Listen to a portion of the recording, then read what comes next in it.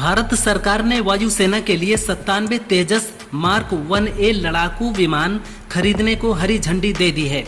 ये डील 66,500 करोड़ रुपए की है, जो अब तक की सबसे बड़ी डील होगी। इन नए विमानों से पुराने मिग-21, मिग-23 और मिग-27 विमानों को रिप्लेस किया जाएगा।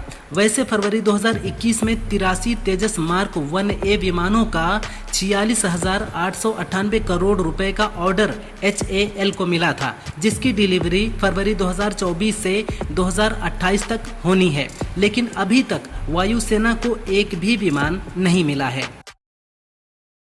भारत ने अग्नि प्राइम मिसाइल की ट्रेन से लॉन्चिंग का सफल परीक्षण कर लिया है। रक्षा मंत्री राजनाथ सिंह ने इसकी जानकारी देते हुए बताया कि मध्यम रेंज की अग्नि प्राइम मिसाइल को रेल आधारित मोबाइल लॉन्चर सिस्टम से दागा जा सकेगा। ये अगली पीढ़ी की मिसाइल ट्रेन से ही लॉन्च होकर 2000 किलोमीटर तक की रेंज में किसी भी लक्ष्य को भेद सकती है।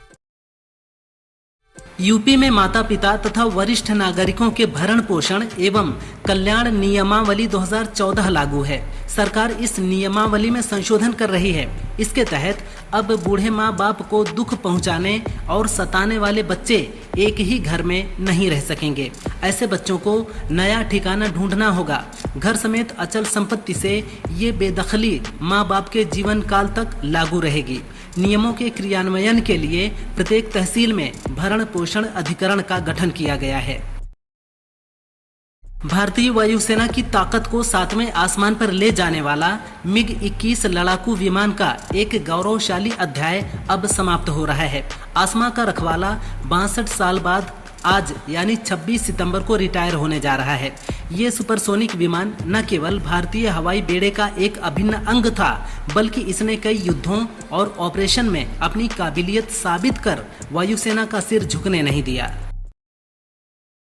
कानपुर से शुरू हुए आई लव मोहम्मद विवाद पर कैराना से सपा सांसद इकरा हसन ने कहा, यूपी सरकार संविधान और देश के नागरिकों के अधिकारों से अनजान लगती है। हम समझ नहीं पा रहे हैं कि यहाँ किस तरह का कानून चल रहा है। आलोचना तो समझ में आती है, लेकिन अगर कोई किसी त्योहार पर अपने धर्म के बारे में कुछ अच्छा कहे तो उनके खिलाफ कार्रवाई होती है।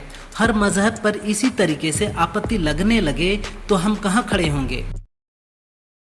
अमेरिका के ऊर्जा मंत्री क्रिस राइट ने भारत से अनुरोध किया है कि वह रूस से कच्चे तेल के आयात पर पुनर्विचार करे। न्यूयॉर्क में एक प्रेस कॉन्फ्रेंस में राइट ने कहा, आप दुनिया के किसी भी देश से तेल खरीद सकते हैं, लेकिन रूस से नहीं। अमेरिका सहित अन्य देश भी तेल बेचते हैं। हमारा उद्देश्य भारत को दंडित करना नहीं, बल्कि युद्ध समाप्त करना और भारत के साथ संबंधों को मजबूत करना है। दुनिया के दूसरे सबसे अमीर शख्स ओरेकल कंपनी के संस्थापक लैरी एलिसन अपनी 95% संपत्ति दान करने की योजना बना रहे हैं। लैरी ने 2010 में गिविंग प्लेज के तहत अपनी 95% संपत्ति दान करने का वादा किया था। लैरी का कहना है कि उनकी लगभग सारी दौलत परोपकारी कारणों के लिए दी जाएगी, जिसे वो अपनी शर्तों और समय के हिसाब से दान करेंगे। बता दें कि लैरी की कुल संपत्ति करीब 368 अरब डॉलर है। ग्रेटर नोएडा के इंडिया एक्सपो मार्ट में आयोजित UPITS 2025 में पीएम मोदी ने कहा, हमारी सेनाएं स्वदेशी चाहती हैं और दूसरों पर निर्भरता को कम करना चाहती हैं। हम भारत में ही एक वाइब्रेंट डिफेंस सिस्टम विकसित कर रहे हैं। पुर्जे पुर्जे पर मेड इन इंडिया की छाप हो, हम ऐसा इकोसिस्टम बना रहे हैं। आज भारत रिफॉर्म, परफॉर्म, ट्रांसफॉर्म की प्रतिबद्धता के साथ अपने उद्योग, व्यापारियों और नागरिकों के साथ खड़ा है।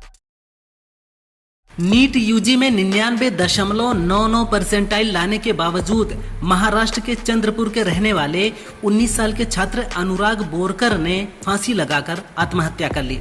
वजह केवल ये थी कि वो डॉक्टर नहीं बनना चाहता था। परिवार ने दबाव देकर एडमिशन लेने को कहा। बुधवार को ही यूपी के गोरखपुर मेडिकल कॉलेज में MBBS कोर्स में एडमिशन होने वाला था, लेकिन अनुराग ने अपना जीवन खत्म करने का फैसला ले लिया। पुलिस मामले की जांच कर रही है। AIMIM प्रमुख असदुद्दीन ओवैसी ने बिहार के सीमांचल न्याय यात्रा के दूसरे दिन कल किशनगंज में सभा की।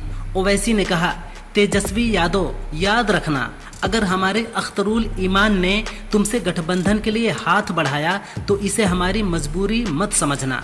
जो हाथ दोस्ती के लिए बढ़ सकते हैं तो वो हाथ तुम्हारी गिरेबान तक भी पहुंचेगा। पीएम बार बार सीमांचल आते हैं तो यहाँ के लोगों को घुसपैठिया बताते हैं। मोदी, तुमने भारत के लिए क्या किया?